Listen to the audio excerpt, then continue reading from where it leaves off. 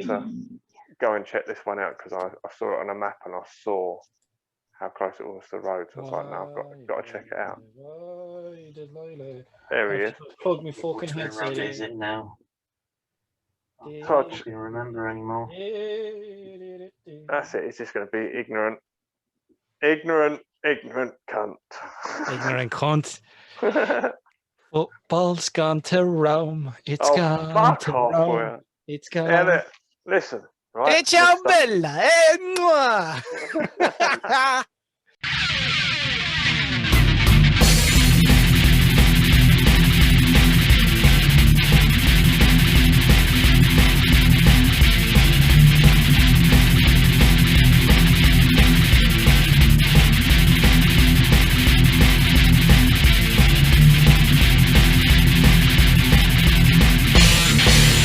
Warbosses of Da ApORKalypse! Ladies and gentlemen, the Warbosses of Da ApORKalypse. What is the crack, YouTubers? Shut off. Fuck up, Dread. What is the crack, YouTube? I swear to God, I'm going to stab you. You're getting fucking shanked. What is the crack, YouTubers? Welcome to another episode of the Warbosses of Da ApORKalypse. I am your host, Scarnier, as always. This episode, we will be talking about Bloodaxes Kommandos and other things, Orky, and mostly a load of bollocks, you know, the usual. Yeah, so on with us today, we have in the bottom right, the infamous Dread. That's me. Hello. Look, I'm wearing Bloodaxes Commando like camo on my hat. See, I'm themed and I'm wearing my Dread tee. Support Dread. Surprised it's not an Evil Sons t-shirt, you know what I mean? Or are you gonna jump clan again with a new codex, you know what I mean? I might do. No. You're fucking free. I'm joking. Freebooters accept everything. We don't play by the rules. All right, stick to your guns, mate. All by their clan. Yeah, and you guys keep sticking to your guns, saying, "Well, they're not a clan anyway." So I can do what I want, in the bottom left, we have Liam. Hello. And today I'm going to, in the spirit of Bloodaxes, I'm going to do something unexpected. Happy days. Are you going to disappear? Shut the fuck up, you. Our special I guest fucking wish. this evening, you know, replacing our bad man Steve-O, we have the lovely Sid. Hello, I've got nothing funny prepared. You don't need to hear, Grant. Happy days. Right, that's it. We're in. Let's get the ball rolling. How are things? He's all melting with the weather. Us Irish are not built for this. Sweet Jesus. It's like, I don't know. It's like if you left a dairy milk bar out on the driveway at this, it's just... Yeah, guess where I was all day? Up in a bloody loft. In a loft. Oh, yeah. Cutting pipes out in the loft, yeah. You are what in the loft? Cutting pipes out. Yeah, pipes and stuff. That's what the kids call it these days, is it? I've been up there cutting pipes. Dirty bastard. I'll add on my plumbing and heating engineering. Okay, so so what you're saying is you do the rounds. Yeah. I just weighed it up. I was thinking, actually, more people would probably start thinking your way now if I don't actually explain. So the temperature was quite lofty for you, was it? Oh, it's off already. Now we've started. Yeah, there we go. Started. Obviously, that wasn't the unexpected thing. Fucking right. So, yeah. Should we talk briefly about Beast Snaggers? Beast Snaggers? Kommandos? Kommandos are coming out. Kill team. New kill team. New Kommandos. Yeah, I mean, they are particularly nice. That's a really nice. That's a spicy meatball right there. That's a really nice box set. I'm a little bit worried because it's like Kommandos and Krieg in the same box set. It's going to be really high demand. It's going to be sought after, definitely. Yeah. Like all those Imperial lackeys will be out trying to get the Kriegs, and it's so maybe it'll be easy for us to get Kommandos on the cheap, maybe. But then they do want to get people into the system, and it is a starter set for the system. So hopefully they saturate their stores and whatnot with boxes. Yeah, but it's a GW system. And I thought Tim was cracking the fucking jokes today, yeah? Hang on, did I just sound new?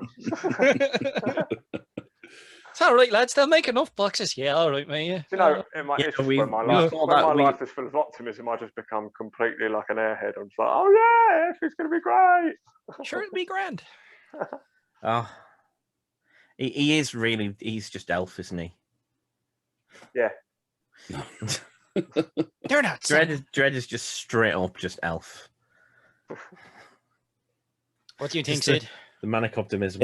Yeah, well, they're going to be hard to get a hold of, aren't they? I mean, we saw that with the Beast Snaggers last Saturday, and with the fact that the Kommandos are superb. I wouldn't be too upset if I had a bunch of Krieg either, and the terrain's lovely. I'll be happy with all of that. I mean, yeah, fair enough. I'll take Kill Team and all, I suppose. I'll play it. I might like it, but for the minis alone, the cracking box. Yeah, definitely worth it. Yeah, I'm hoping I can find a guardsman player to go. Oh yeah, man. Yeah. Like Craig, I reckon as orc players, if you're just looking to get out for the terrain and the commandos, you'll have no problem selling the Craig. Absolutely no problem. Oh. I mean, it's the only thing I would say is it kind of sucks in a way, because there's probably going to be an awful lot of people that really don't want to part with those Krieg, even if they're not really that bothered about guard. Yeah, because that's easily the nicest guard kit that GW have done in a long time. The same goes with the Commandos, mind. I've got mates who are not into orcs at all, and they've seen them and went, "Oh yeah, maybe there's some nice looking Commandos, better than the Krieg." In their opinion. So it's like, well, you can't hang on to them. You don't like orcs. Oh, aren't the shit horrible green? I'm trying to put them off, but it's going to be tough. Well, with what we had before to what we got, how like much of what we wanted and what we asked for and what we suggested and what like fans have made in between and stuff like that, have they taken on board and actually produced? It's really good. They've actually listened and done exactly what we wanted. Really, yeah. They're even going to have options. Yeah. I mean, the Mega Armored Warboss doesn't have any options. That we But- know of. Oh no, he doesn't.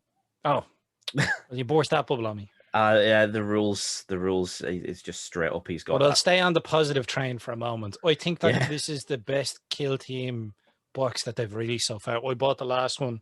I bought like the previous small black one as well. That was Marines and Tau. I've kind of really liked Kill Team as a concept. This is a really good box. I think this is one of the best boxes that they've released with orcs in it for a very long time. Even better than the Shadow War Armageddon box set, which was just boys, and the terrain was really nice. But like, this is a really good box. And I know there's a few bits of scattered terrain that we have already, but apart from that, it's like I think this is a really good box set. Yeah. To So follow many uses for people that are new and old to orcs, To follow that up, is everybody sitting down? Go on. I actually think those Commandos are the best GW kit that GW have put out in about 20 years. It's official. Matt Ward has murdered him in his sleep and is now wearing his face.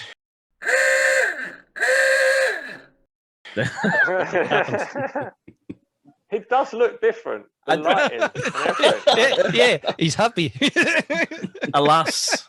I don't think, Look Alas how is a rosy his great cheeks word. are. It's really good to use in fluff all the time. Alas, poor Yarrick, I knew him well. Yeah. No, really, I'm really impressed with that kit. I do have a little bit of a worry that those bits of scrap that are from Speed Freaks are going to become the new knob kit for orcs. It's just every fucking box set that has orcs in Oh it. right, Getting those bits of fucking terrain. I mean, a fat stack of them. That's what. Yeah, I mean the fact that they're just scrap piles. It probably means that an orc could probably get away with having two of them. Oh, loads of them. But Trent, didn't you do something with yours? You cut up some of them and integrate them into bigger scrap piles and stuff. Yeah. Because I've got multiples of them, and I'm like, well, I never want to see two of the same thing on the table, particularly. So then what I did is I cut some of those ones, then scrap piles sort of down the middle, and I added them in around the base of a much larger scrap pile of other scrap that I made from kitchen bits and bobs and all that sort of stuff. I still haven't finished painting it. Nice. But it's got paint on. Just not finished. You're doing better than me, so. Yeah, I remember It's that huge. from when I first got back into the hobby. It's like that big, you know. How long ago was that, Sid? Oh, it was a cold winter. I think it was start of 2020. Remember Oh, saying you're that longer you than were- that. You must be in maybe- there. No, it was just Maybe before it was. lockdown started. Yeah. It just Okay. feels like I've been around for ages. Well, So- yeah, It's the eyes. you did play for And you just start the early YouTube doors, channel. didn't you? Oh yeah. I got into 40k in like 80, 88, 89. I was free. Yes. Me too. And me and Dread are scarily close in age. Mhm. As we discovered. Days apart. Yeah, days. Same, yeah, same. In fact, actually, when I got my first ever copy of White Dwarf, And we're both called Dan. I don't know what month it was, but I know it was 89, and it was issue 11119, and on the front of it were Bloodaxes Kommandos. Ooh. Just you know, to get back on target. It's all tying in. Look at fucking Jesus. We'll keep you, we will. It was, and when I looked at it, I looked it up the other day because I thought, actually, I remember that because that's what got us into Orcs, getting that White Dwarf and then being on the front going, "Fuck." And I never knew what they were doing, but it was a mech and he's got a spanner and he's working on the leg of a Death Tread, but I didn't know it was a Death Tread because I know what Death Treads were. And it had all the Orc clans in that White Dwarf. But yeah, Bloodaxes Kommandos on the front, that looked awesome. Sweet. Starting to make sense now. I was wondering why Forge World stopped making their little gas masks and backpacks for commandos not too long ago, and it's all come from full circle now. Well, you say that Forge World could have just decided they didn't want people to give them money again. They like doing that. I don't know. But look, you didn't get a box set of boys with it, so I'm not surprised. It's good. It's good. It's good news that we've finally got like a very nice new commando kit, and a little bit of imagination in there too. When it's sold individually, how much do you think it'll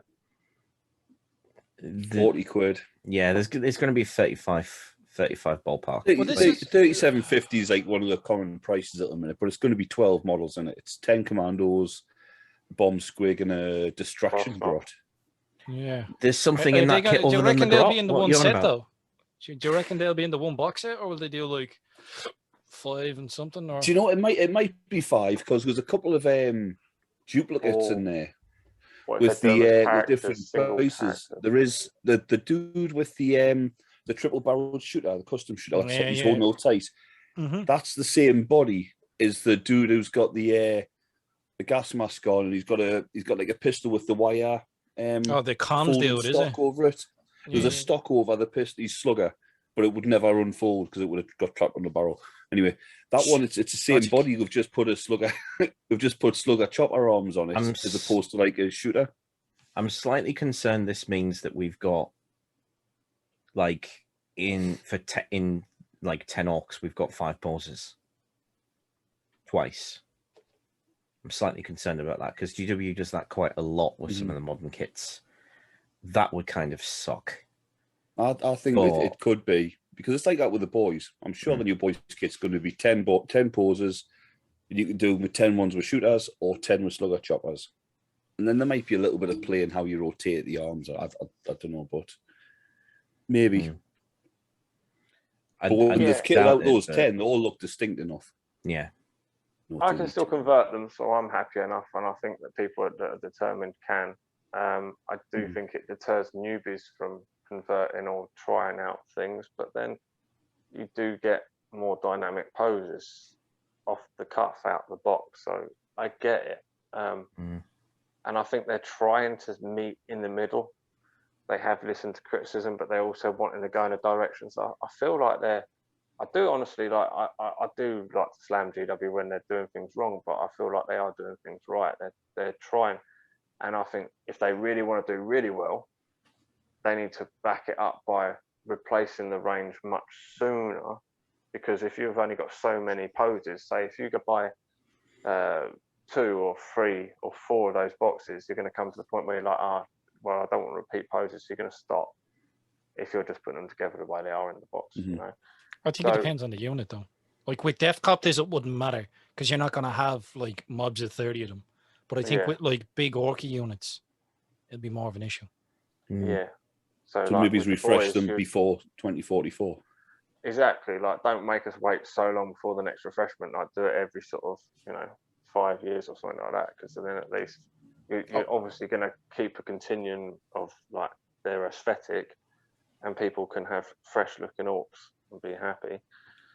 And obviously it's easier for them to do now as well, because it's all digital. So I think that, if they want to have limited posability, but it's not totally limited, so they are meters somewhere in the middle, they should just reduce the amount of time they have to wait for new ones. I think they've adopted a different solution, and I don't think it's necessarily the solution that we would necessarily want, but it will work for them to some extent. But I do think that to a reasonably large extent,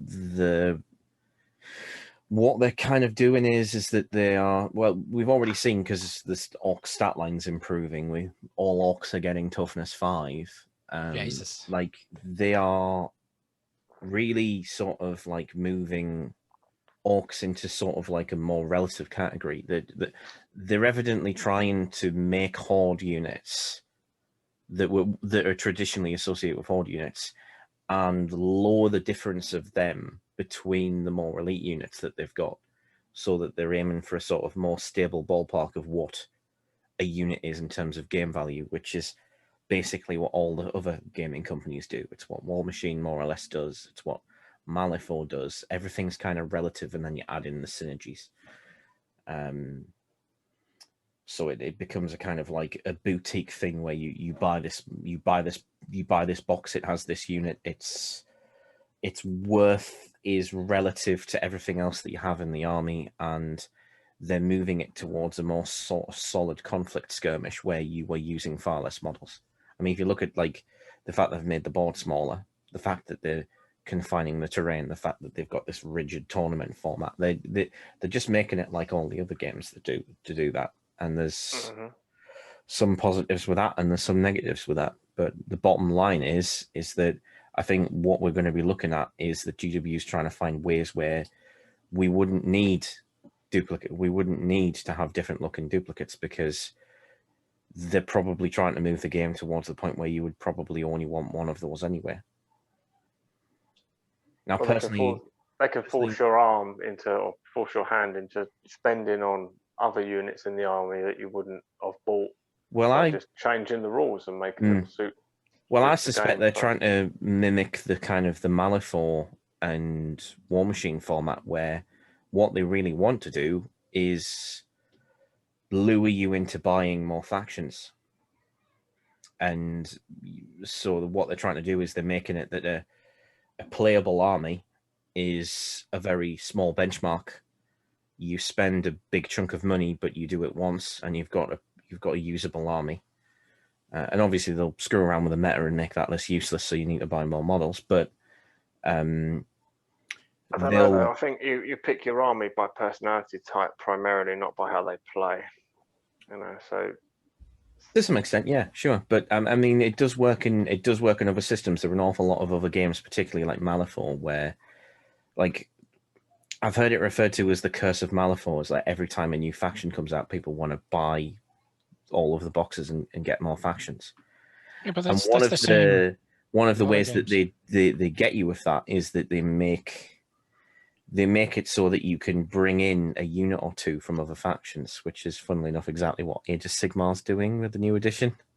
And like, we're getting this whole specialist mob thing with the new orcs, which is currently confined to in Codex House. But if you get into the point where you're getting like a special unit, it's only so much time before they start giving you like special mercenaries from other affiliated codex. That's kind of what the Beast Snaggers are doing, though, aren't they? Any clan can sort of it's very much take them, so they can be plugged into anyone's I think army. GW is planning to do more of that, so they'll find a way to get to you. And the upshot for everybody in the gaming world is more cool minis. But I think largely what they're wanting to do with the next generation of gamers is give them a very different idea of what the scale of a battle should be. I don't think it's ironic that like they've redone snake bites, but they've not called them snake bites. So it's like completely breaking snake bite tradition.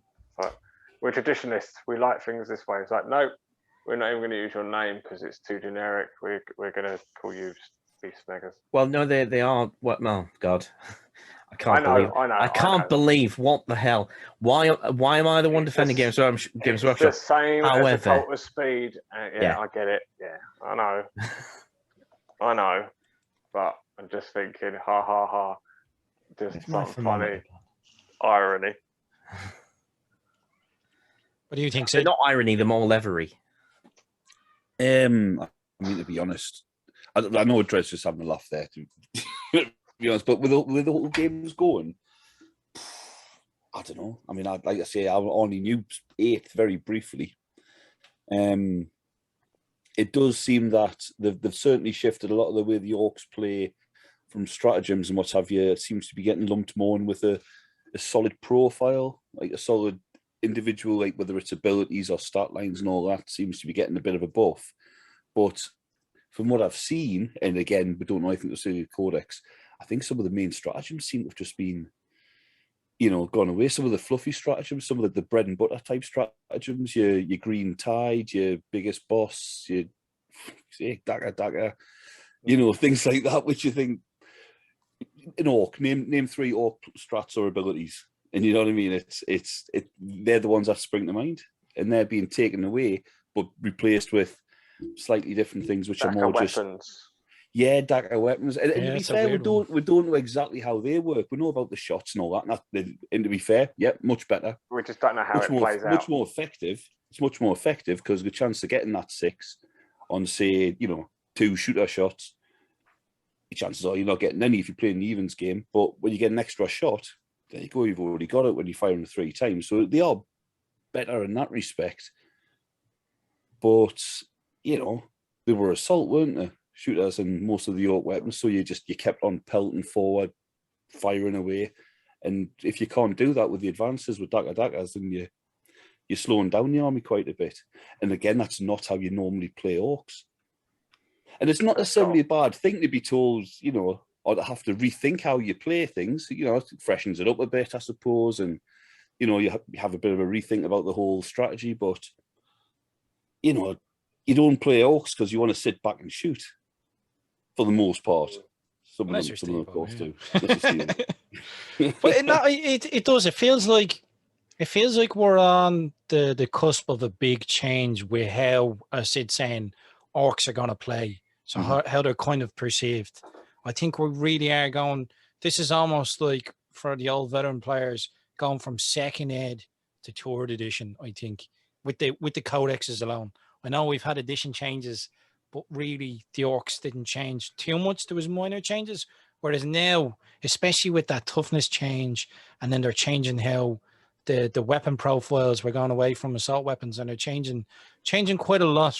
So I think the feel of how the Orcs play may be different for some players. So we'll see how it pans out. I'll be interested to see how it pans out and what people think. I dare say in a few months after, changes have sunk in and people, at least people who are playing regular, which I know at the minute's not exactly everyone, but, it'll be a distant memory. Yeah, the previous ones will be a distant memory, and it'll just be, you'll be used to how you play now, and you'll have had your good, good battles and your ones that sucked a bit, and, that's just the way things. This is really the first big change I've been through since, the one after being away for years. I mean, you will know the changes from 2nd to 3rd and 3rd to 4th and 4th to 5th and so on. I don't. I mean, I hear people talk to 7th, and you might as well be talking about, you remember when dinosaurs used to be walking down the street? He wasn't terrifying. I don't know. I wasn't here. Do you know what I mean? So, but this is the biggest change for me. Yeah, I was out of my club. But this is the biggest change for me. And it's quite jarring to see how much is changing. But I keep thinking, is this normal? One of the people been through this. One of the greatest that you should be grateful for that you don't even realise is that you don't need to bring a suitcase to bring all the books that you need for your army. That was 7th. I mean, you say that it got to that point pretty fucking quick itself. So It did. and And they said it wouldn't. And I mean, ninth edition. They said it wouldn't, didn't they? You've got your campaign setting, another setting that's well known for orcs. We'll get Noctarius. Although this time we're allowed to be in it. That's nice. He's not bitter at all, folks. He's not bitter at all. I mean, Charadon. What is the only character we know from Charadon? Give you a clue. It's a fucking warlord. It's orc warlord called the Arch-Arsonist. And not a fucking mention of orcs across 3 books. Yeah. Yeah, did that all become about like shark space marines or something? Or I don't fucking something like that. They have like sharks on their shoulder pad. Space sharks. Space sharks. They can't call them space sharks. That sounds daft, man. That sounds like one of them Sharknado movies. That. Space sharks. You mean the highest form of filmic art? Oh, Jesus. Like, this is why I don't like I play freebooters, but I don't like for my army for playing 40k. I don't buy into the whole sort of pirate ship theme thing. Your old like, OG freebooters, where it's like we don't have a clan. Like them for me, they're like great as display models in my cabinet or something like that. So I don't say no to them. I love them. I think they're beautiful. Like they're orky pirates. It's really cool. But I'm then not going to go in my 40k army because my 40k army is based in space and that, you know. So like, I try and think of it more, you know, in that goggles. Yeah, you wouldn't want to go into space without your goggles on, would you? Yeah. Big over the nose. Hold your breath. You be grand. So freebooters may be contrary. They still got hipsters. Yeah, but I that quite idea like the of pirate the stuff. space sharks, it's I know like, what you mean. You know, like theming stuff on nautical stuff. It's like not really that any nation that's embarked in space is really going to give a shit about that stuff. Well, really, are they? You do realise, like, most of the ships for orcs in Battlefleet Gothic were giant fish. Like they were, like, literally, they had tails.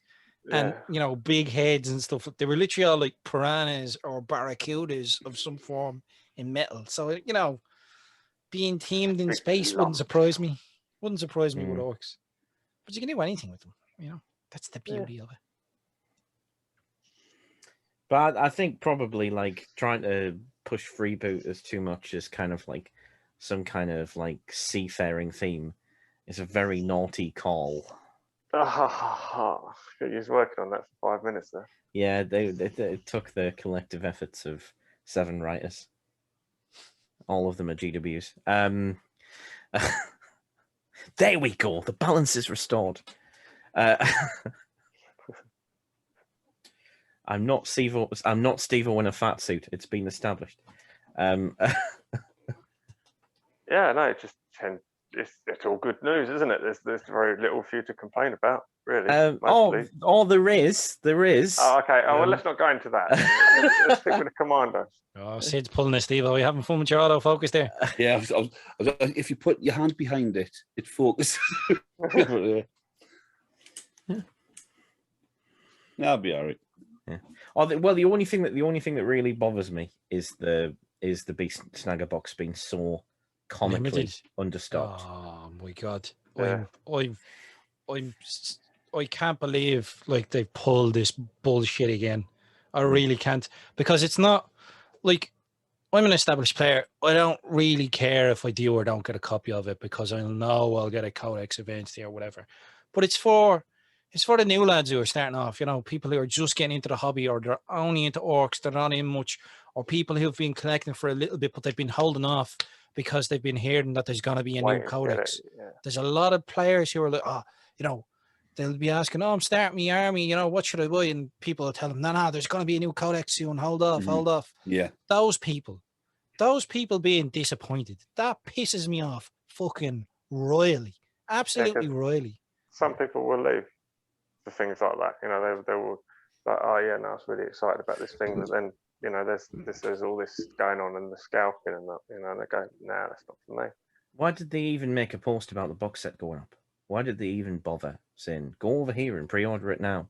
Because, like, a fraction of people managed to get it. Like, I mean, we're on a Discord full of Ork players, and the vast majority of us didn't get a box. Yeah. So what does that tell you? And we were all kind of excited for it. Even I was thinking about getting it. I mean, I wasn't.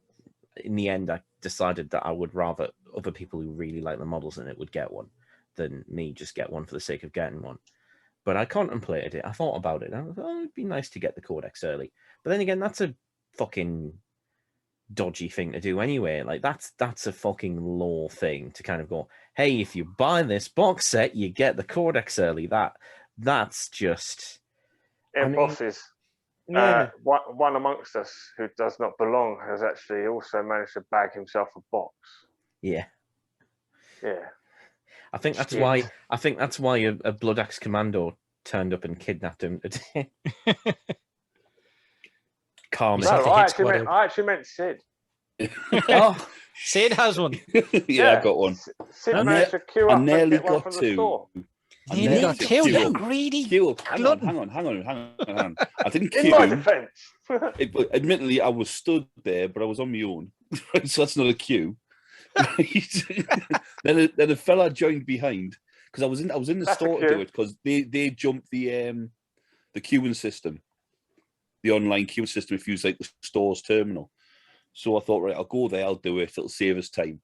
And I got it sorted, and there was another somewhere on Facebook that said if anybody wants the box, we're getting 60.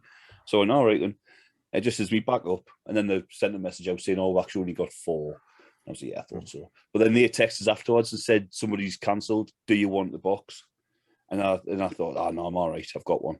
And I'm kicking myself because I should have got it because there's been a few people on the Discord who didn't get one. And I could have just passed it off, just a cost. I didn't want money for it. Well, I want the money for it, but not, Yeah, and I was kicking myself I didn't do that. Yeah. And Steve suggested I should have got a second one and given it away. Had you been in an actual room with us, everyone else would have been kicking you too. But yeah, no, I managed to get one. I mean, I think I'm being naive here because I can't see what a company gains by deliberately like understocking something. I don't see what the gain for creating this like demand. Artificial scarcity unless you're the one selling them online at scalp price. Do you think little Eddie Eccles are sat there on eBay flogging unopened beast snagger kits for like £300 a pop? There's another one. At least then he'd be doing a day's work, I suppose. No,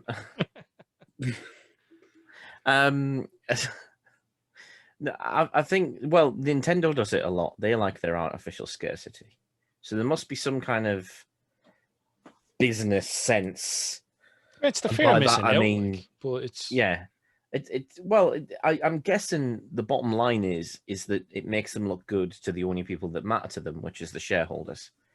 And that's what it boils down to.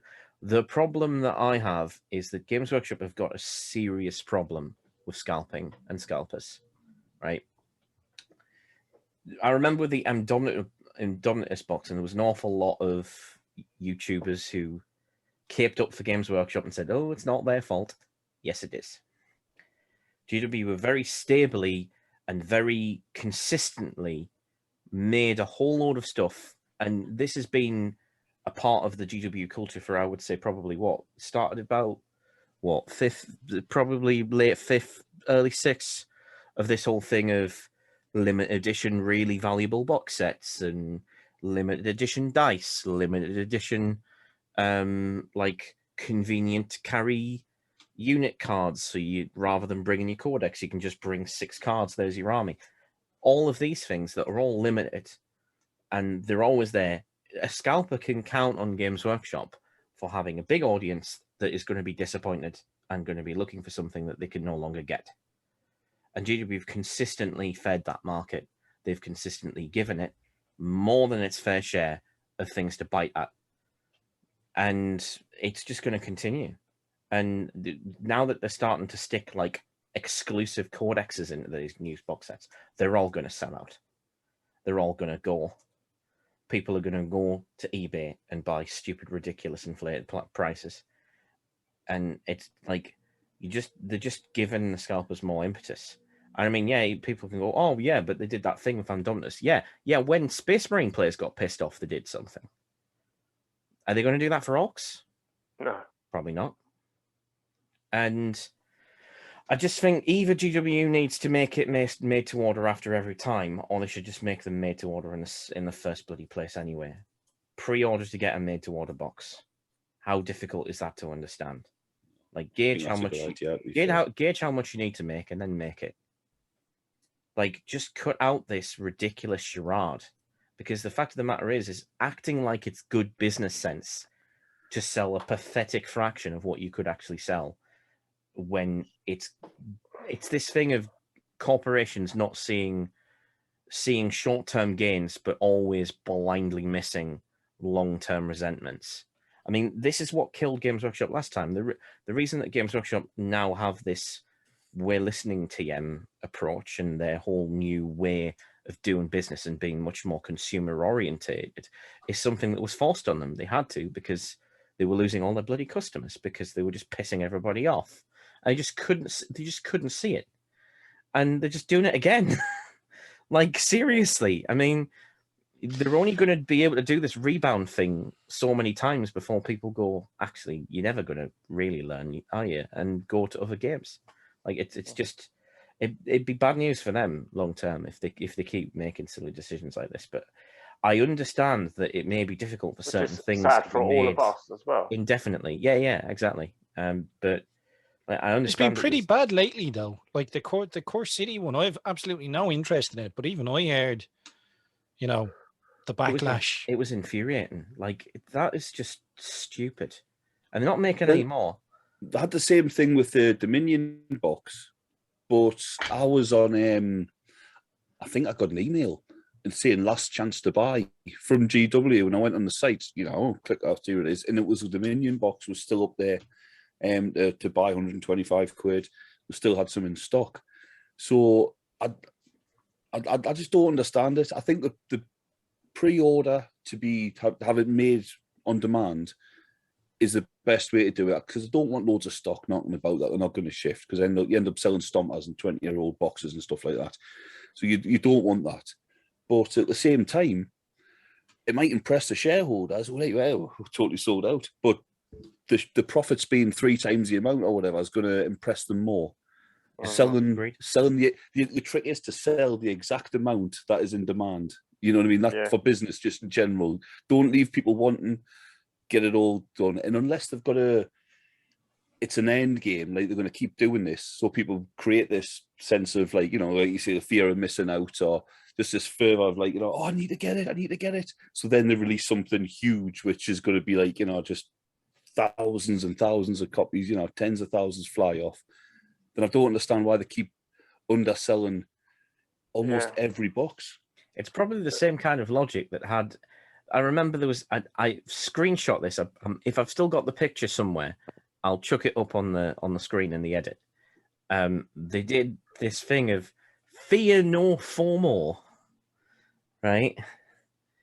Pre-order your new whatever it was that was out at the time before it sells out. It's like that's literally fear of missing out. Games Workshop. That's literally what FOMO is. It is. It's mad. Like, it really is mad. I don't ever remember it being this bad. Now, I know there's always been like a limited miniature, or if you go to an event, there's like a games day miniature, or little tidbits now and then. But I don't ever remember it being this crazy for box sets. Like even collecting Orcs, when the 4th edition Codex came out, and they did the Spearhead box sets. Do you remember you used to be able to get a Spearhead box set for armies when they were released, and you could get them? And like, I ordered one of them, like, and they had stopped selling them, I think. But what they did for me then was they just got all of the component parts of it and shipped it to me for the price of the Spearhead box set, which was a saving. Pretty good. Yeah. You know what I mean? It's cool shit like that. But you know what I mean? Yeah, or the Megaforce, the Orc Megaforce box set. It was massive. It was proper size box set. It was good price as well. There was none of this. And the one with the one with all the grots as well. The collection of little cool grots. Oh, the Stephen Groff. Flashgate ones. Yeah, the freebooters, the Flashgate. Yeah, I the didn't ones get that that, were you in know? Badrock's Flashgates. Yeah, I didn't get to get that. But there's I have demand a for few these of them products somewhere. without having to shaft people in the process. Do you know what I mean? Like, there's already demand. There's a new codex coming out. There's these brand new orc miniatures coming out, all new sculpts. Everything in the box set is pretty much new. There's gonna be high demand for it anyway. So I don't, Yeah. you know what I mean? You don't need to dial it up to 11 in regards to demand. It's already there. This is the thing I don't get. Like, I really Well, this don't. is it. They create the demand. They just won't meet it. And that's the shame, because I don't say, like I say, it might just be me being naive. I don't see who wins from that. The punters don't win because some of them missing out. Scalpers, yeah, fair enough, the scalpers do, but GW's not winning from it, at least unless it's something I'm not picking up from. Unless We'll cover the year, yeah. So yeah, full circle. But it's crazy though. I couldn't give a monkeys either about a codex with a fancy picture on the front. Yeah, no, to be honest they with you. had a boardroom meeting one day, and I just said, "Look, guys, we keep trying to push up the price for our plastic miniatures. They're just not biting. They're fighting back. They're saying they're going to leave. I know. We'll make them scarce. We'll make them pay double. I never see them squirm. I never understood that the whole limited edition codex thing. Like, I mean, I've been dumb enough to buy a couple. One of them I was happy with, and one of them I wasn't. I bought the limited edition Genestealer Cult one because it felt like an actual event. Like, I've been waiting 20 years for them to bring Genestealer Cults back because of one fucking IP manager twat. You know, like, I played that. They were my first army when I played 40k, and then I waited a very long time. It's one of the few 40k things I've kept. I've kept my Genestealer Cult. I love the new models; they're great, and I was really excited. And I got the book, and it was great. And I do actually like it. I really enjoyed playing Genestealer Cult in 7th Ed. They weren't ridiculously OP, but they were interesting to use. And they're like the only thing that made me excited to play 8th because they were tricky, and I liked that. They had. But what was the disappointing one? The disappointing one was the Ork Warboss edition from 7th edition. Absolute dog shit. Absolute unmitigated dog shit. Coins were awesome. The coins were nice, and the art prints. They had art prints of every Ork book from War the Orcs to the current 2. And because I saw that, I then, when the Nurgle one came out with the new Death Guard, when they came about, I got the special edition of that, and it was worth it. It come with loads of really cool exclusive stuff. I was like, nice. Come in a really nice cardboard box, even, that was like really that was nicely like decorated. the Warboss one. Yeah. So off the back of that, I was like, right, I'm going to get when the next Orc Codex comes out for 8th, I'm going to get the special edition. And we all know how that went down. Swimmingly. Well, like a lead balloon. Now they're just prettier books. They don't give you any extra knickknacks. I mean, I could kind of understand when the knickknacks. Twice the price for a different cover. Yeah. The edges of the we warned you. We said it here. I don't know how many times. Nah, surely, mate. You know, there's to be more than it than that. You know what I mean? Like, Governor. I could almost be happy with it though if it wasn't damaged too. It's like I can't even keep it pristine and lovely because it's not pristine and lovely. I hate to say this, like, I've been quite positive today, but I do need to say this, right? Look, if you think it's pretty enough to justify the purchase to you, by all means, get the limited edition if you want. But, like, don't buy them because you think they're going to be valuable, because they're never going to be valuable. No. But rule books and codexes, they plummet in price. That the post service will look after it too. Games Workshop employ like basically a disposable culture. Like, I romanticize to a fair extent the editions of 2nd Ed, 3rd Ed, and 4th Ed, but those things, like, to me, had actual value, and I can still get any codex from at least 3rd Ed and 4th Ed for about a £5 quite easily. even the relatively rare ones might be a bit more towards like 14 quid. Like I think the most expensive one for 4th ed is the Black Templars book because there was so few of them. But like 14 quid, like the current GW books are more expensive than that. The most I've ever paid for a GW book is my copy of Wild the Orcs, which is 50 quid, which I mentioned just before we started recording to Dread, and Dread was like, well, there's current GW books that cost that. And I was like, oh shit, that's depressing. So like they might retain their existing value, but they're not going to accrue in value. Like, especially now, like 2nd ed, 3rd ed, 4th ed, 5th ed, there was like 5 years of that edition, 5 years of development. Now it's like 3 years. I mean, that's as disposable as you want to get, really. I mean, I barely even have enough time to scratch my arse between current editions these days. I mean, maybe I'm just getting too old, but like, I can't maintain the enthusiasm for a single edition because it's too quick. Like, because I'm used to like 5 years minimum. Like my Orc, I had the 3rd edition Orc Codex for 10 fucking years before it got updated or something stupid. It was probably more like 7 or 8, but it felt like 10 years. No, it was. I think it was 98 to 2008. Yeah, all right. So it was about 10 years. Well, yeah, I still think it was still think it's less than that, but I'm not sure. But it's nevertheless like 2007. It's annoying.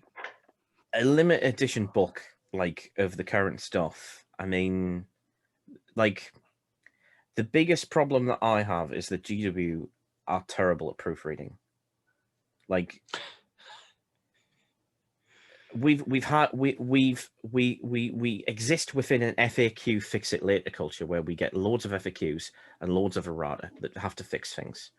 That's fine in and of itself in a working game environment, and you know, mistakes happen understandably.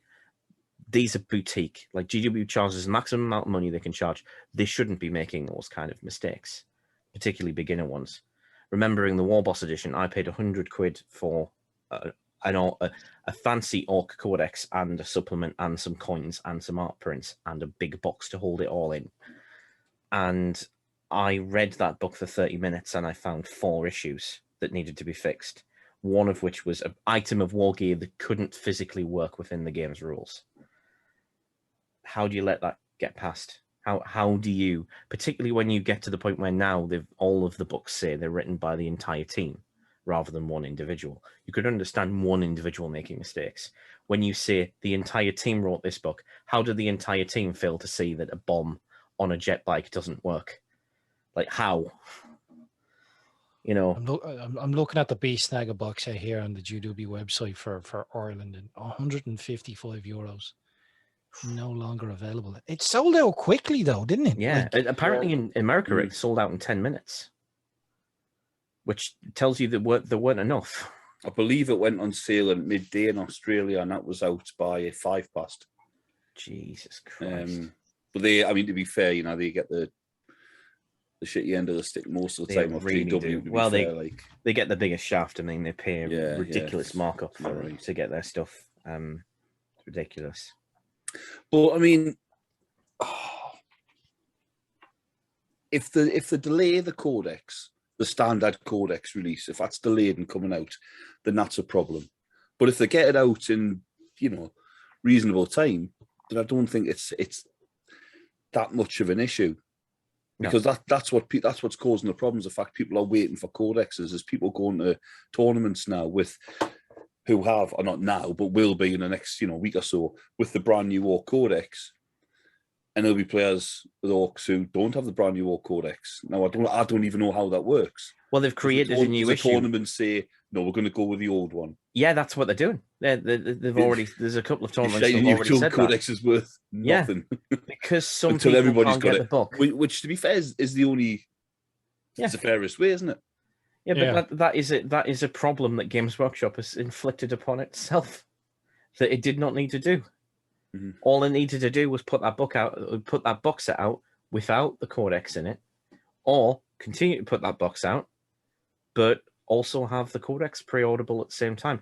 I mean, if that one's ready to go, why isn't the regular codex ready to go? oh, that's right, because it was a strong arm to get people to buy the box. But evidently, they didn't need a strong arm. They didn't need it, exactly. I know, this is their funny point. Like, They there's didn't already need it. It didn't crazy need any demand. of the previous times either. You know, it kind of depresses me because I'm starting to worry that I might have more faith in Games Workshop's ability to make nice models that people want than they have. Like, if I can see that and I spend most of these episodes criticizing them, like, what's going on at GWHQ? Like, those models, they're not to my tastes. I don't really like the style of the Beast Snaggers all that much, but they're great models. I can see that. I can see that a lot of people are going to want those. Mm-hmm. They're cool. They're different. They look fun. They're probably going to be actually fun to play, if you like ninth. They're going to be actually fun to play. You know, like, the Zodgrod's an abomination, but the rest of it's pretty nice. You know, like, I can see the good in those kits. So I knew that box set was going to sell out in minutes. I've been seeing it for years. And I'm generally right. How many times does it have to sell out in less than an hour for GW to go, we need to do something different? I just hope that they're listening to not only the fact that, you know, they'll be aware that people have been left disappointed, but they'll be hearing all the hype and the positivity that's behind the Kommandos and the plastic, you know, first plastic Deathcore models and all that sort of stuff. And they absolutely swamp with Kill Team, because if that's a very limited run, that's going to be a shame as well, because they could make a killing. Because everybody wants it. Everybody. Even I want those Deathcore. And I mean, I've already made it abundantly clear that I really like the Commando models. Mm-hmm. I'd quite like that terrain.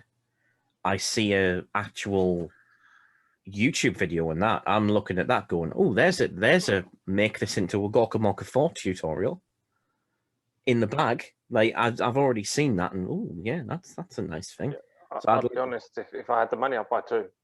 Mm-hmm. Although I should say, cards on the table, I'm probably getting a box.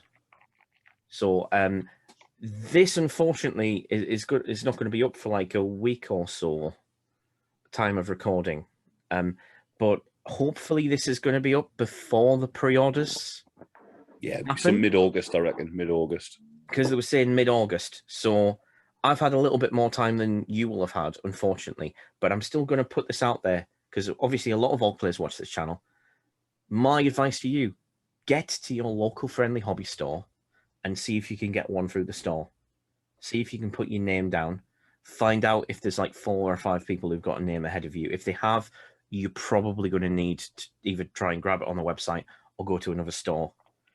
It's going to be a nightmare for the Americans, particularly because you probably have to travel a long distance. But ring them up, see if you can get one. Act as quickly as you can. You might have a good chance if you can, like, get in and try and get yourself your name put down before the pre-order.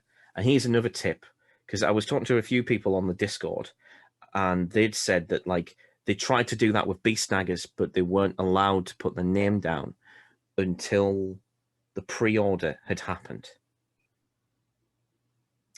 Until it had launched as a pre-order. Use that to your advantage.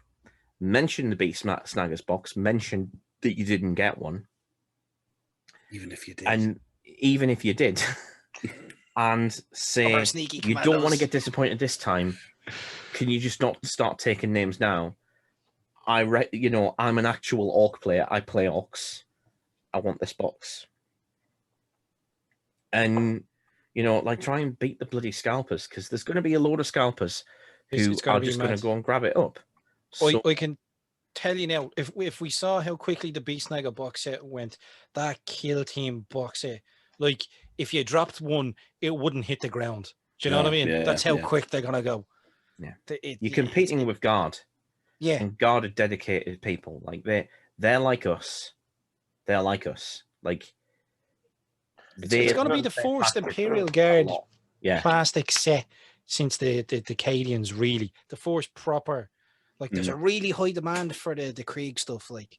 So if you're only interested in Oh yeah, a lot of the Imperial players love them as well. But it's a really good box set, and it's really good commandos with really good orc train, and with with an Imperial Guard unit that people have been biting at the chomp to have in plastic miniatures. It's gonna be bleeding murder. It's gonna be absolute murder getting a box set of that. Yeah. I know I think beforehand. there are people that don't play a particular faction or play all of them, or just haven't decided yet. And that box is I mean, just for the miniatures, just looking at it, what you get is a really good deal. So it's not just for the fans of Orcs and for the fans of Imperial. It's actually for a whole bunch of other people too. It's going to be such high demand. Yeah, ridiculous. Yeah. So get out there and get out there and see if you can bagsy a box as quick as you can with your local friendly hobby store or your hobby center. And also think about looking at places that, people might not think about.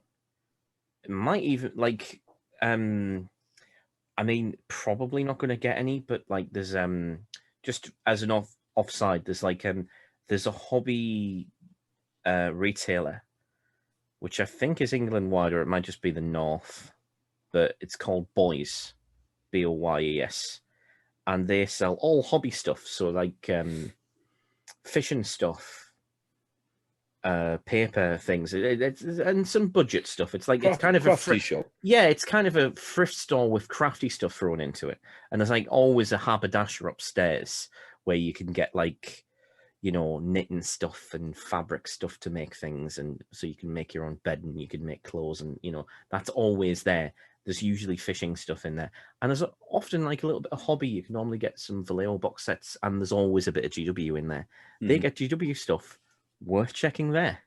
They might get one. You never know. It's always worth a look. It's a starter set. You are more likely to find it than anything else. Worth a look. Being a starter set, it might not be limited run. It might be sold out quickly when they, first launch it. But then you would expect that they would be making more boxes. I don't know. That my concern is because limited. Shadow War was also a starter set, and when that went, because it's got card components in. I'm always worried when there's card components, because GW tends to outsource stuff like that in the same way they outsource dice production, which is why they're always so limited.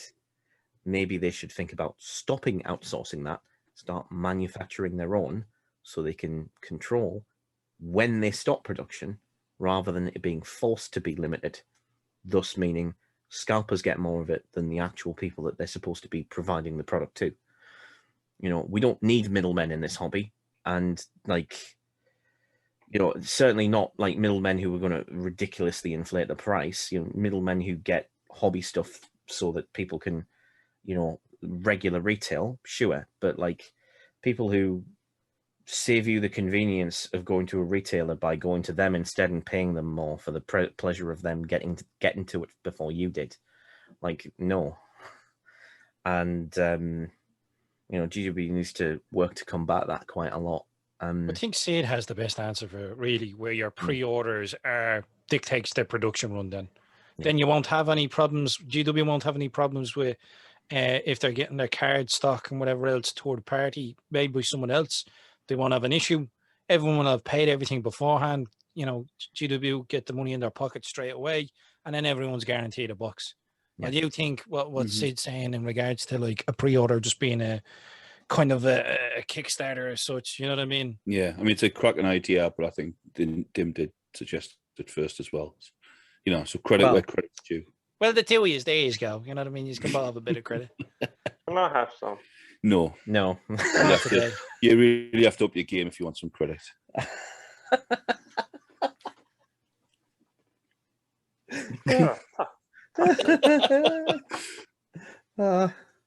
Nice. But if you don't get a box of Kill Team, it's not the end of the world. It's close to the end of the world.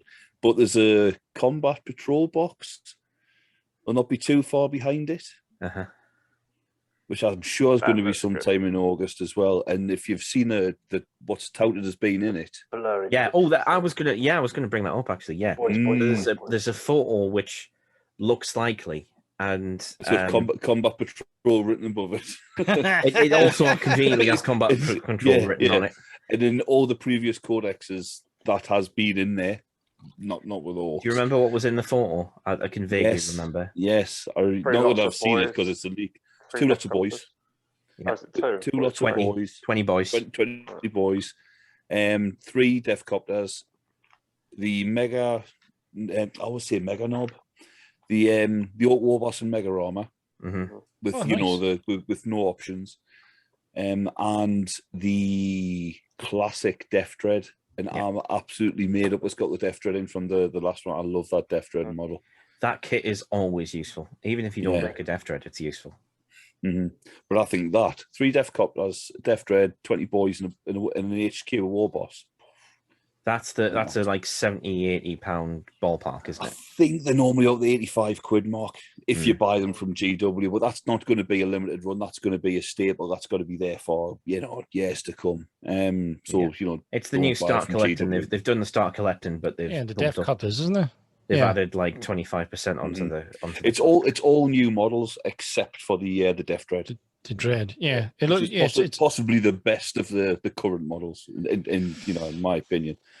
I like it. Oh, I love it, man. It is a good kit, and the stuff you managed to pull off with it. That your Dread on the bike, your Judge Dread, I was loving, and the Jackie Can as well. You can do some amazing stuff with the kits, like.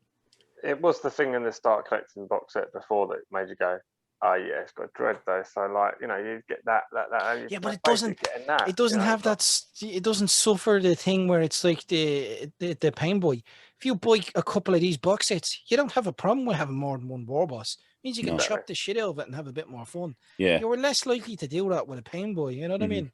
So at least this is a way better set. Death Copters too. You can cut up loads of those because they're going to be common too. Yeah. I reckon even if people miss out on the Kill Team box set, that there's going to be people who just want to buy it for the Krieg stuff. So I reckon you'll be able to get the Kommandos. If you're just looking to get the Kommandos out of the set, you'll be able to get the Kommandos and the Ork terrain.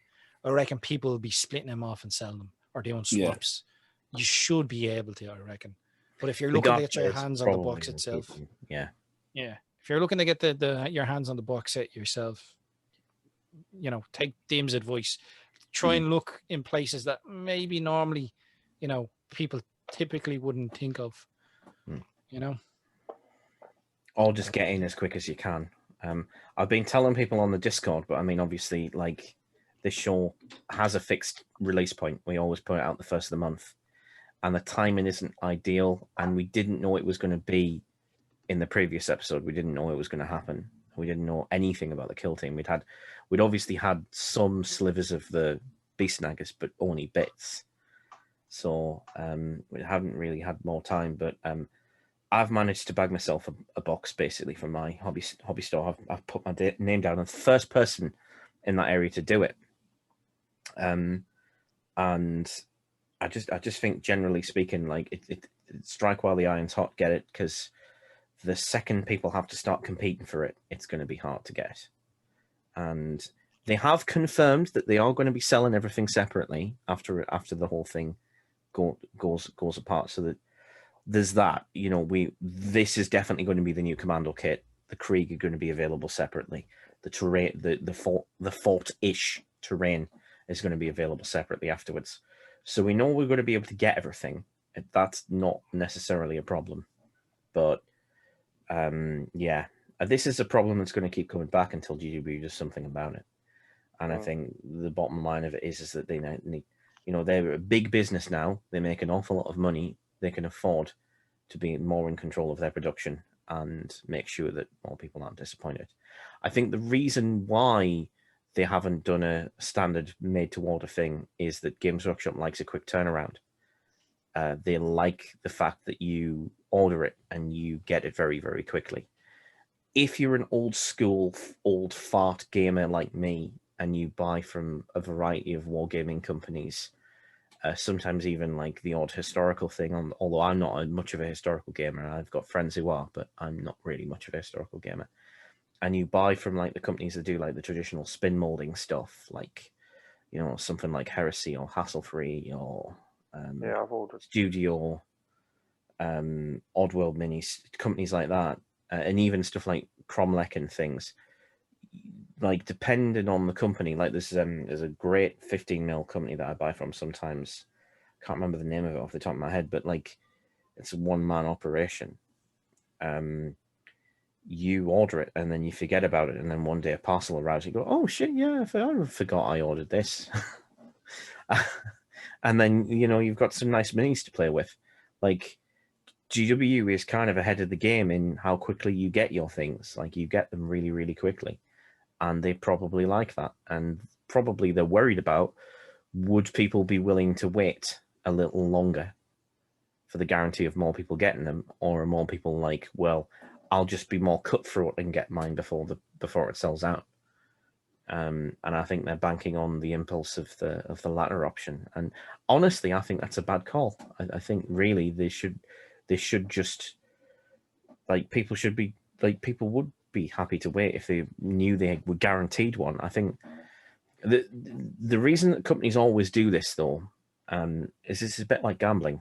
If you look at how the brain works, like, an awful lot of how we produce pleasure is down to our amygdala, and the way to stimulate the amygdala, like, literally, there is nothing more sexy to the human mind than maybe. That's why gambling is such like a nasty and horrendous lure to a lot of people. And, you know, that's the kind of situation we're looking at with stuff like this, where maybe getting one, it's kind of, you get a thrill of the chase, and it cements the whole idea of buying it. Corporations love to overthink things like this and think that the subconscious elements that facilitate a sale are way more important than just making a good product and putting it out there. Like, you know, supermarkets that rearrange the stock to confuse people, so they spend more time looking at stuff, or they put mirrors in the produce areas so that people think, oh, it looks really fresh. You know, like, sometimes companies worry more about that than just give us the fucking thing and have plenty of it. Like, it's not rocket science. Oh. We should probably talk about Bloodaxes. We've been banging on about the Kommandos, you know, on the Kill Team box set they're coming in. Yeah. You know, and I find it amusing that there's a sniper that isn't actually a sniper in the box set. That amused me to, you know, to no extent. I was slightly amused in a kind of upset way because I thought, get in a sniper, that's awesome. It looks like it's a big shooter. I mean, I'm hoping somewhere down the line, if GW decides to do an Ork release at some point that is quite Bloodaxe heavy, that we're going to get some Grot snipers. Because that'd be a great unit. I mean, they're already in the fluff. Is it? I always forget the name of this book, and I always get it mixed up with another one. But there's another one that's named after the length of time that a human Imperial Guardsman is estimated to live. It's like 16 hours or something. I get you. There's a question in that right there. They're in that novel as they were an enemy that they fight as Grots with sniper rifles. Anyway, sorry, Dread. With the buggies, that could be arguably the Evil Sons, but they're buggies, so any clan can take them. So that was the Evil Sons' attention. So now there's this Snakebite's attention, but they're not. They're snaggers, so anyone can take them. Seventh Ed was very bad, Mooney, because you had the Gorkamorkanauts and the Meganobs and Flashgits, which are very... So that might rule them out for a little while, yeah. Yeah. So, I was going to say, what other clans who do you think it would be next? You think maybe it would be the Bloodaxes if they see a high sale? Maybe Death Skulls. I mean, the Death Gun is changing in how it works. It's no longer a heavy weapon. It's now a Daka weapon, which potentially means that, well, most likely means that they'll be able to move around more. So they might be looking to make the Death Skulls look a little different to reflect this. And maybe the Death Guns are going to be more like the old school Second Ed custom guns that they're based on. So they're like an amorphous gun that has bits sticking out of it that have nicked from other factions. Something like that. That's like a more of a hodgepodge rather than a Zimmer frame. Or they might just redo them and stick rollerblades on them. But Never know. Death Skulls, that would be sort of maybe if they get a bad reaction from Death Skulls players this edition, because it sounds to me from what we've been discussing, just not just you and us guys here, but like on the Discord and in the community as a whole, that the Death Skulls are not going to play so well in this edition compared to other factions. They're not going to get as many buffs and whatnot. And they'll not play as well as they did.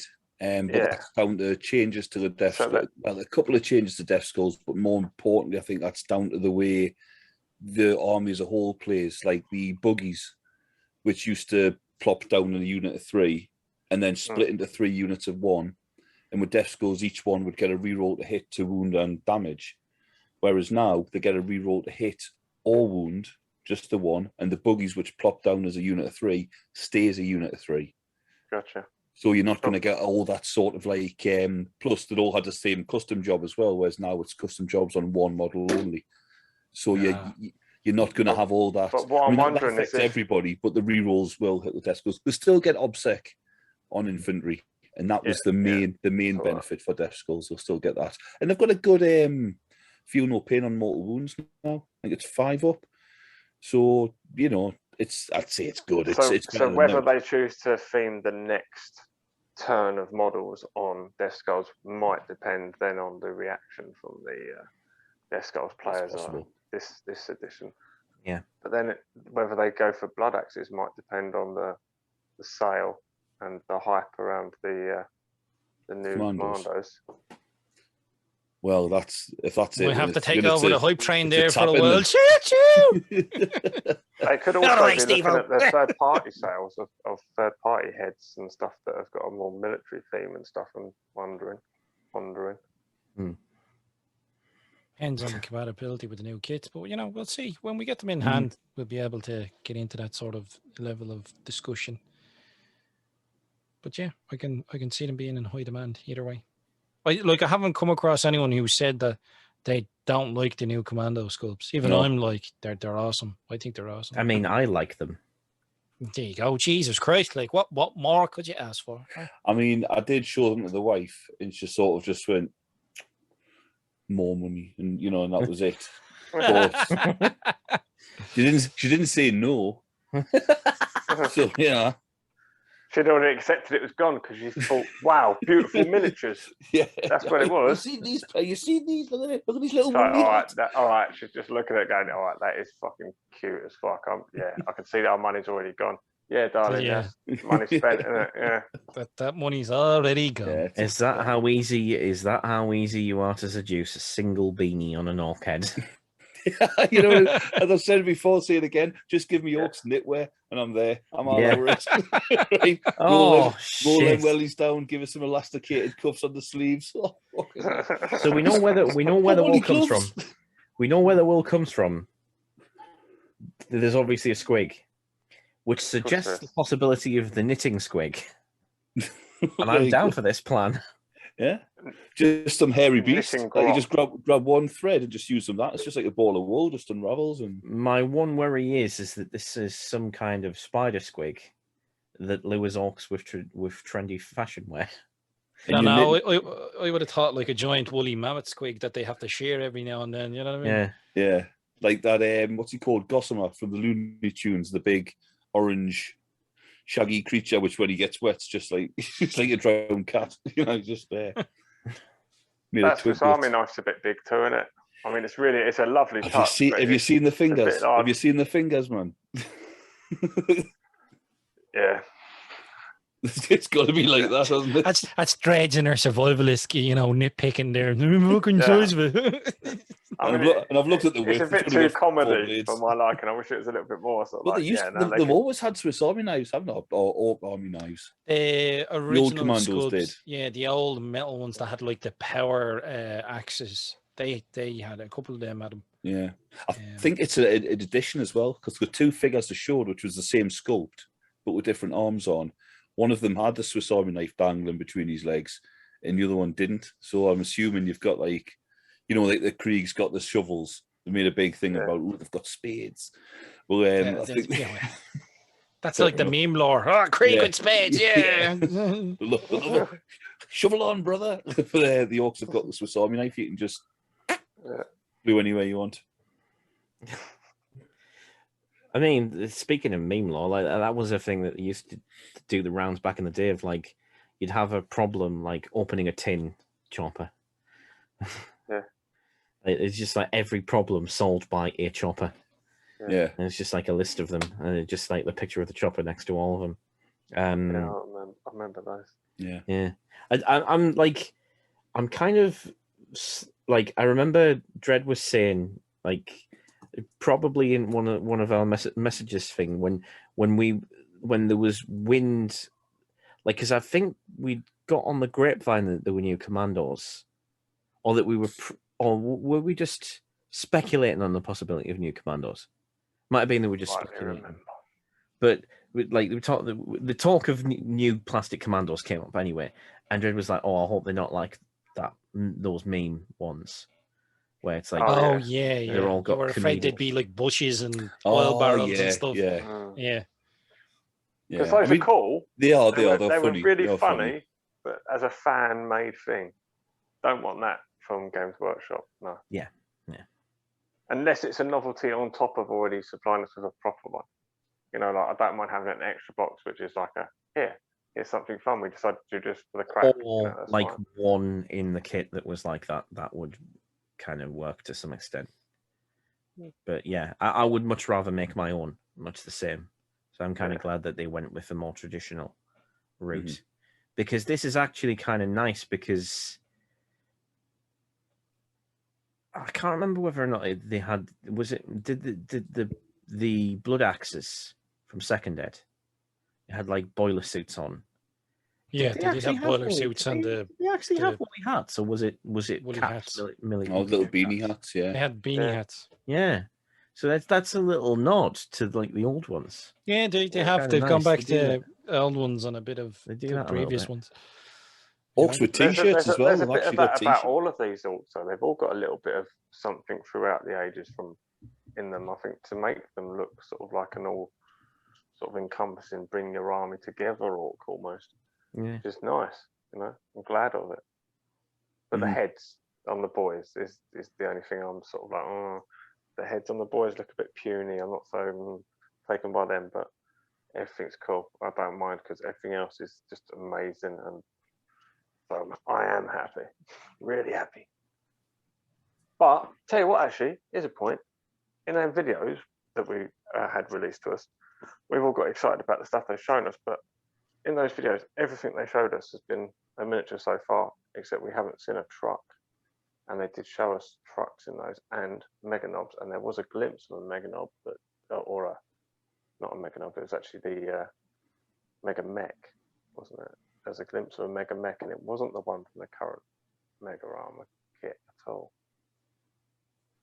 So I think we do have mega knobs kit coming, which would suggest that we would also have truck kit coming.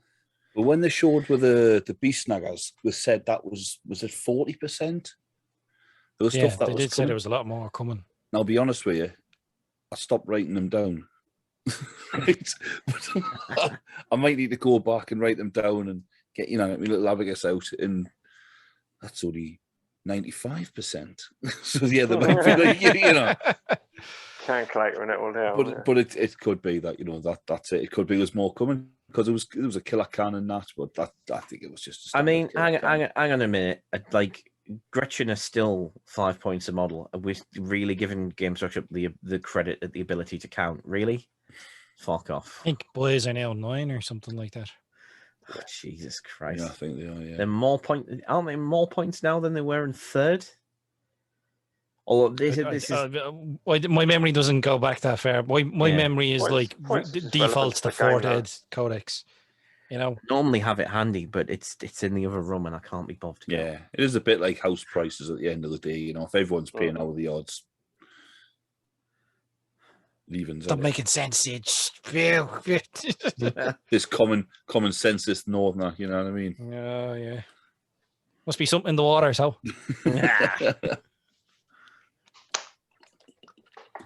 It's very hard water, actually. Pointless trivia. It is. I got hit in the water with the face with a water balloon when I was little, and it knocked. Knocked them for a 6. Knocked means it really hurts. Yeah. Context. Yeah. It does hurt a water balloon in the face, though, to be fair. Yeah. It's like a slap. It is. Well, when they don't burst, yeah. It's like like when someone throws one at your face and it bursts, it feels like someone just slapped you. But then there's it's worse when they don't. They just hit you. you Like, what? and bounce off. If it's a big one, like they've used a normal balloon, it's like field artillery. The can's like that, and it doesn't even got no chance of bursting. It hits you there, and it touches at the back. And you just go, go breathe. Woof, and it lands on. You can pick it back up, put it on. Luxury. When I had one through at me head, he had a brick in it. That's saying, like, when we were kids, balloons used to be way thicker than they are now. Remember, like, you used to get a balloon, they used to be so thick, like, really thick, whereas balloons now are flimsy. As soon as you pick one up, it breaks. Maybe you just had smaller hands back then, Dred. Do you not think, like, scale has changed for you? Hey, do you remember when wagon wheels were like that? And a cream egg, you could knock a nail in with a cream egg, couldn't you? The chocolate was so thick. It's very small. Those cows are far away. Small. Far away. I still don't get it, Ted. I still don't get it. If you've no idea, go watch Father Ted. Yeah. You're welcome. Go on. Go on. I'll go on. Mr. Style, sure I thought you were a Marilyn Monroe. Pat Mustard. Oh, yeah. I love my brick. So many good quotes. Stay on target there, lads. No. I love Father Ted as much as the next chap, but like Jesus.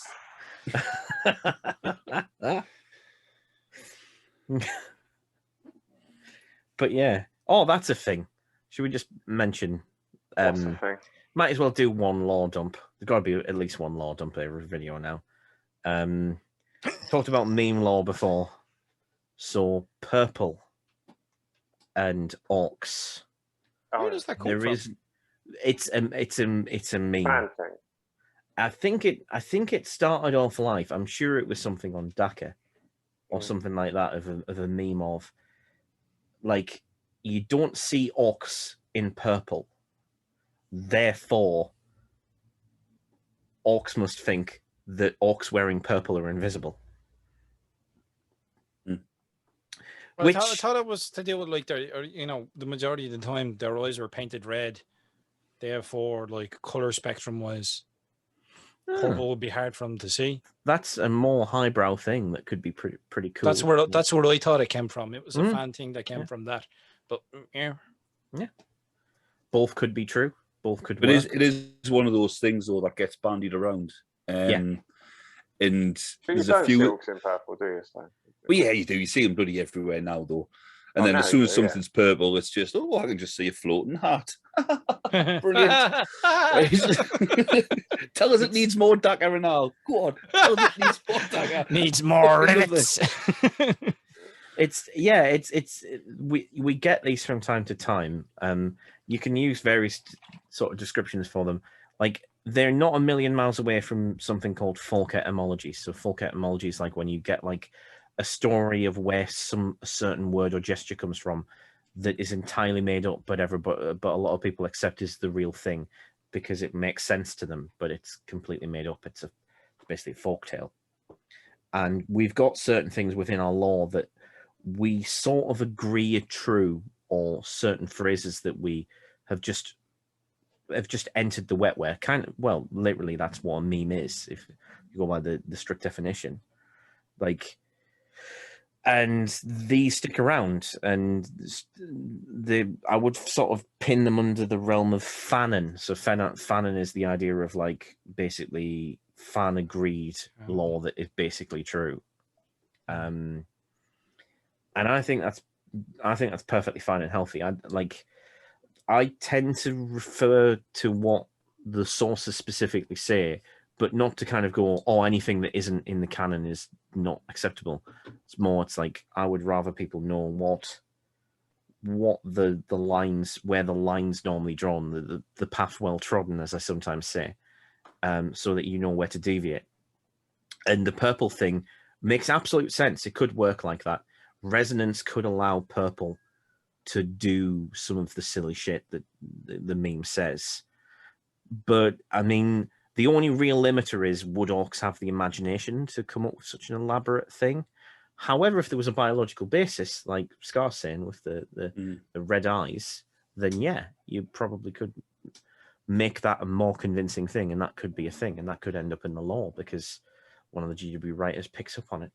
And part of How me... do they make the paint? Like, they must great. find it. They must just come across it in the orcs thing and go, what's in these tins? There's nothing in them. What use are these? And they throw them up the wall, and then the wall disappears or something. They're like, the OG lore, weren't they like? It was literally like this invisible specific squig's excrement, wasn't it? They'd literally squeeze them. Oh no, it's better than that. It's but I prefer the term anal secretions. But they're of course it is. Most orc paint comes from paint squigs, and paint squigs are a type of hair squig that have a small stubby tail that's an awful lot like a paintbrush, and you squeeze on the squig, and it basically shits paint onto its tail, and then you apply it. That's brilliantly orky. I love that. Which means that everything that is painted by orcs must fucking stink. I remember you talking about this. It's like, so for orcs, each color must have a smell distinctive to it. Well, I wondered whether or not this might be part of the reason. I mean, not all excrement smells. It could be a potential explanation as to why. Might just smell mushrooms, like cream and mushroom soup. Everywhere. Yeah. Never have cream and mushroom soup ever again. Never look at it the same way you want. But like ain't squeaks. What? I always wondered whether or not that is why goths are always associated as being smelly, is because maybe the chemicals involved in a paint squig producing black paint just makes the most disgusting smelling shit. That means that when it's applied to goths, they just do smell more. I mean, it's probably more likely that it was just a lame Bloodaxe insult that became factory resonance. I think you're onto something there. Maybe, to get the blackest of black paint, they feed the paint squigs Guinness. You know what I mean? And that will fucking Jesus Christ, man. Let's not forget that GW does like reference real world and other pop culture and stuff as well. So it could just be like a sort of like Well, they used to do it a lot more, but they had a lot more Rick Priestley back then, and Rick Priestley liked shit like that, and he had the kind of same sense of humor as some of the people who wrote for 2000 AD, which would do that all the time. Mm-hmm. Nothing makes me laugh more than reading like comics of Judge Dredd, and Judge Dredd in Mega City 1 in America is going into Cliff Richard Towers to arrest a fatties gang. You're just like, what the fuck is going on? There was 2 tower blocks. It was Jason and Kylie or something like that. Yeah, having like a block war and all that sort of shit. It's beautiful. It's beautiful. Nobody knows what we're talking about, but yeah, that's great. 2000 AD. Read 2000 AD. It's great. But but yeah. So purple could make sense. It's, as far as I'm aware, it's never been mentioned in the canon lore. It's never been brought up specifically in a GW thing or a Black Library thing, as far as I'm aware. Which colours are actually canon. Resonant. Yeah, I mean, we know we've got red, obviously, and blue.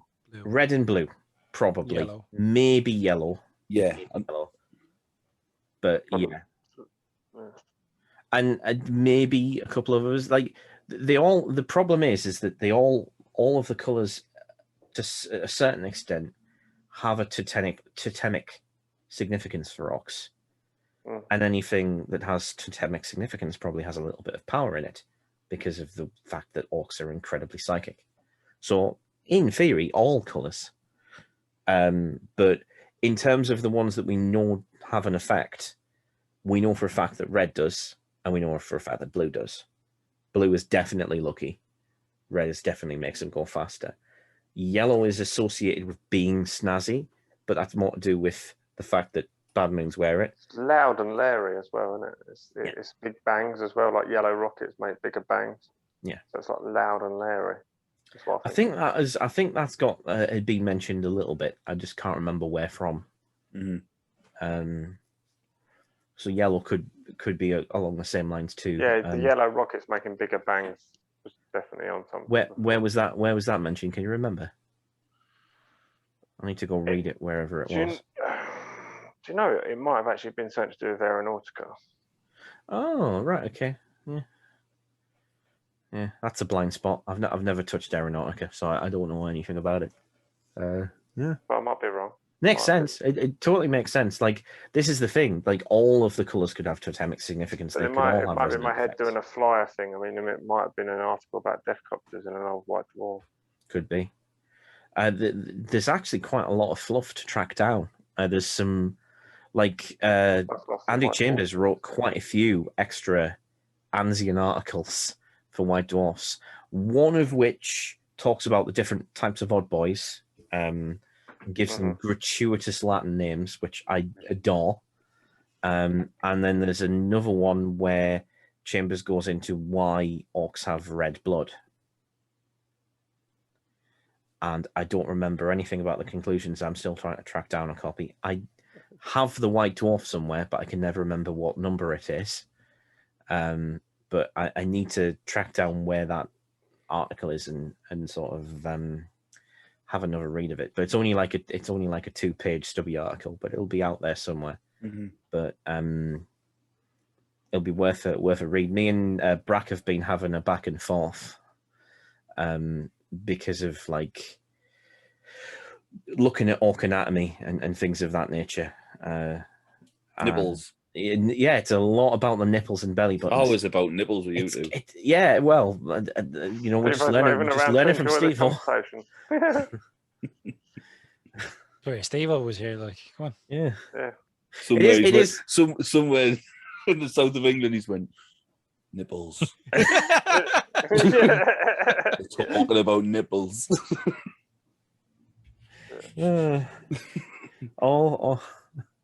A little disturbance of the force. I'm not in this conversation. Millions of nipples popped up erect at once. It was suddenly soft. Oh shit! And then I cut them off. Then I glued them back on. Should just be a cut scene of Steve-O, just his head come up. It's like, I feel strangely aroused all of a sudden, just like. And then all of a sudden, green lights sort of come to a point and shoot off, and a bra suddenly disintegrates. Oh, God. Right. Well, good luck with that one. Stay on target.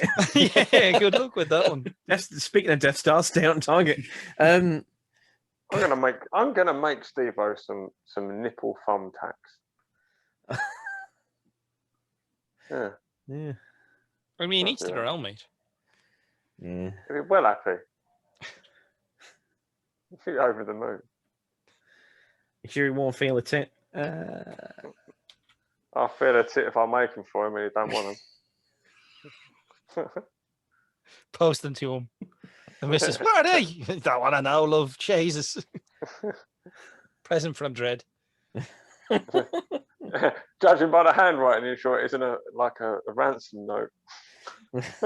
A bag of nipples and some Sharpie writing that's all back to front. Speaking of a ransom note, when is Steve coming back? Next time, I hope. Yeah, Oh, cheers. I do. Well, Sorry, mate. sorry, Sid. Fucking The hell. brutal world of No, being. no, I'm really glad to have Sid on. I'm just saying, Steve, like, Well, I was leading into a kind of thing of just like I was thinking it's kind of fucking hilarious that like it's not very often that I'm positive about anything to do with Games Workshop at this I point. know, and he's not even around. And he's not here. Yeah. He's not here to experience it and go, oh, that's nice for once we talk. Speaking of Sid, When he comes back, we've got to be really grumpy.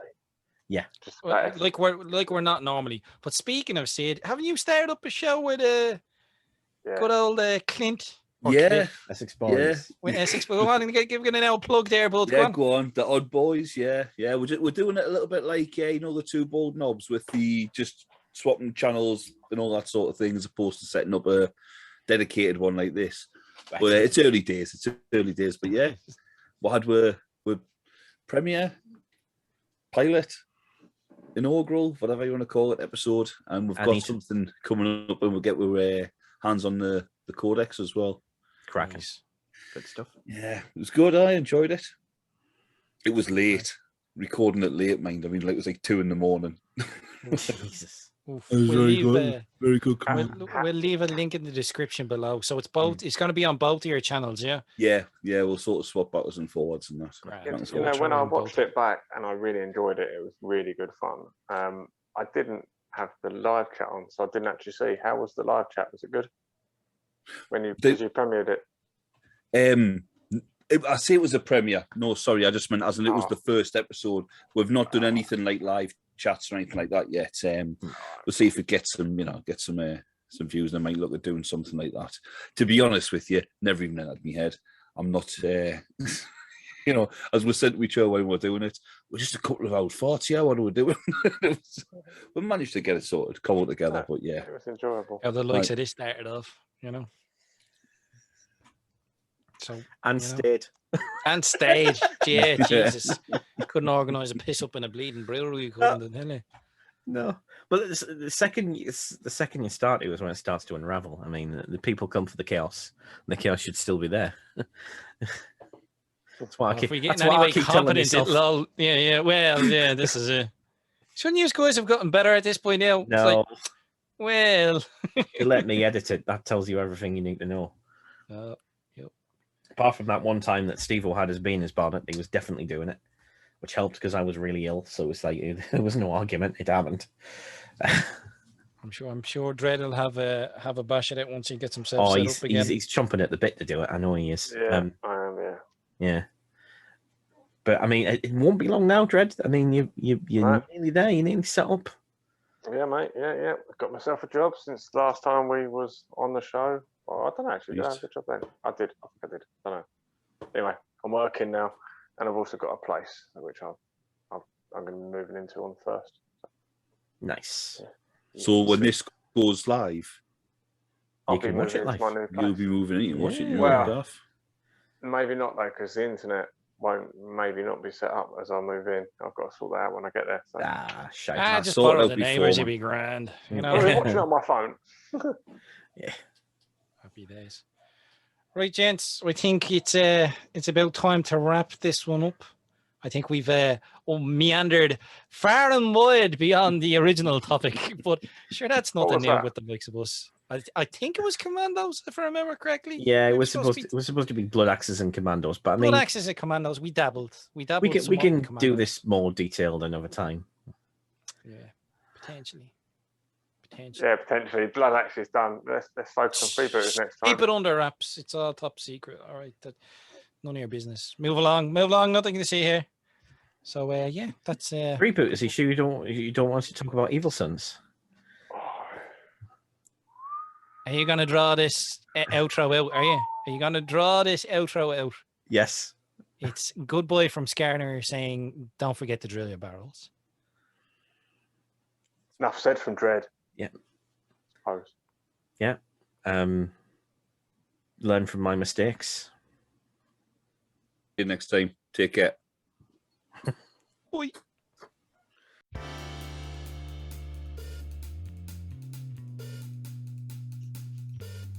I can't hear you, Sid. Yeah, sound Sid. Bollocks. You suffering from silly bolloxitis? Get a dose of that now and then myself.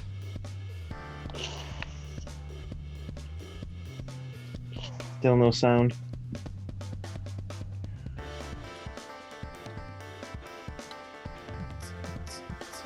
It looks like he's muted himself in the application itself.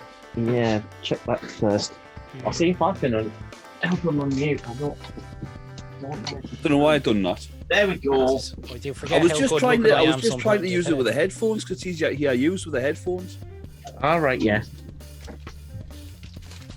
Use gents.